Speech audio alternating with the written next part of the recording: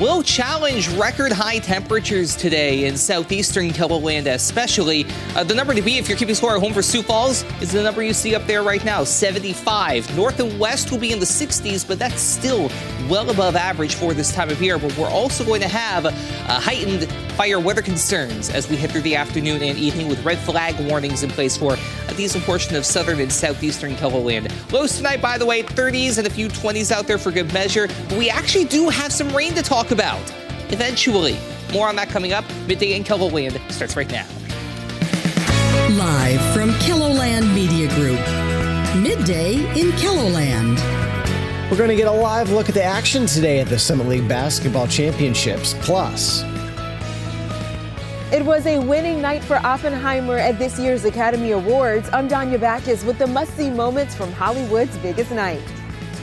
good afternoon and thanks for having us in. Hundreds of elementary students are spending part of their day at the Summit League Basketball Championships.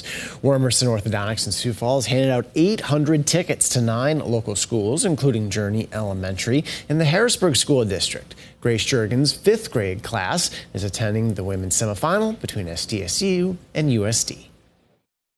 They are so excited. This is something that a lot of them, it's their only opportunity to go to a game like this. And then I have so many learners that are such big fans, and to be able to go to a game during school is truly some of their dream. We're going to tell you how she brought basketball to the classroom in the hours leading up to the game tonight on KELOLAND News. It feels like spring out there, heck, almost like early summer, Adam. Because why not? We basically hit the skip button anyway over winter. Let's just hit the fast forward button a little bit more. But yeah, it's going to feel like mid to late May today in many locations in southeastern KELOLAND. We're already at 60 degrees at the airport. That's a view to roughly the southeast from our camera downtown. The south wind is 7 miles per hour. If you're keeping score at home, our average high temperature for this time of year in Sioux Falls is 42.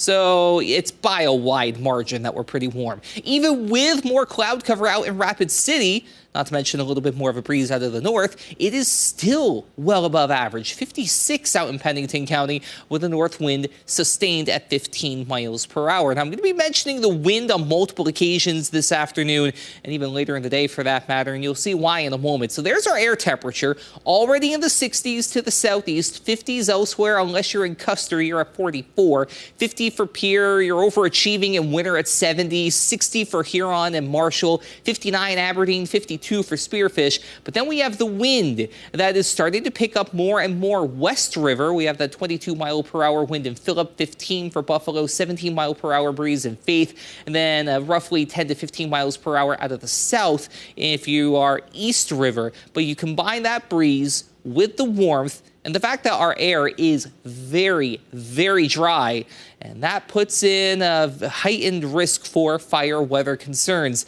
In fact, we do have that red flag warning in place for everybody shaded in pink through the afternoon and into the evening. Outdoor burning is strongly discouraged, and you will want to be careful with any outdoor heat sources, as grass fires may start or spread very easily. The good news, though, is that we do have moisture to talk about.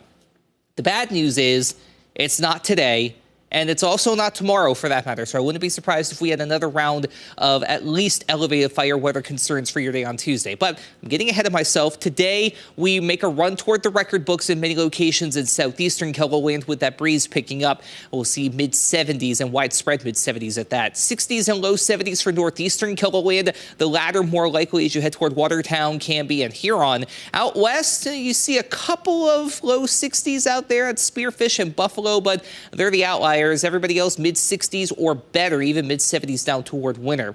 This is as good as it gets on the thermometer for the 7-day forecast. It is a gradual slide downward over the next about 5 to 6 days. We'll talk about that and the chance for rain coming up.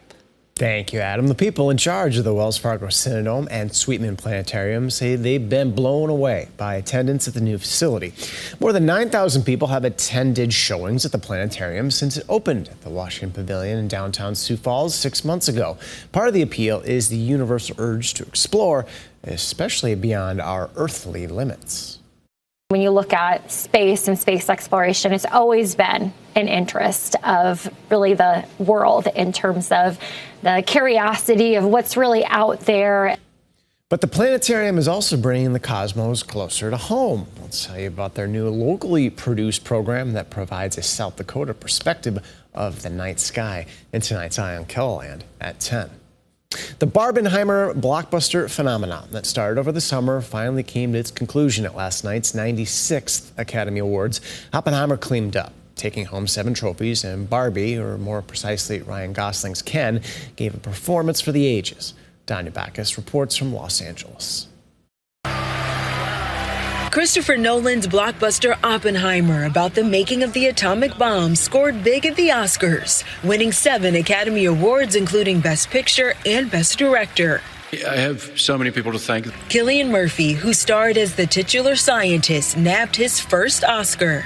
For better or for worse, we're all living in Oppenheimer's world, so I would really like to dedicate this to the peacemakers everywhere. As did his on-screen nemesis, Robert Downey Jr. I'd like to thank my terrible childhood and the Academy. Downey's competition in the Best Supporting Actor category included Barbie's Ryan Gosling, who delivered a show-stopping performance of his hit song, I'm Just Ken. I'm just Ken. Wearing a pink suit and joined by the movie's other Kens, along with Slash on guitar, Gosling got Barbie director Greta Gerwig and stars Margot Robbie and America Ferrera in on the fun. Ryan Gosling even had the people at the bar stop. The people who were getting their drinks stopped, watched the monitors. It was like time stood still. Emma Stone also got in on the action, which may have led to a wardrobe malfunction. My dress is broken. I think it happened during I'm Just Ken. Stone picked up her second Best Actress Oscar for her performance in Poor Things, edging out Killers of the Flower Moon's Lily Gladstone. I am so grateful to all you beautiful people out here. Devine Joy Randolph won for her supporting role as a grieving mother in The Holdovers. And in a bit of levity, actor John Cena took to the stage nearly naked to present the award for the Best Costume Design. Danya Backus, CBS News, Los Angeles. Cena's bit was inspired by the 50th anniversary of an infamous Oscars incident when a streaker ran past actor David Niven as he was introducing Elizabeth Taylor. And by the way, Cena was not naked under that envelope. According to Entertainment Tonight's Nichelle Turner, he was wearing underwear.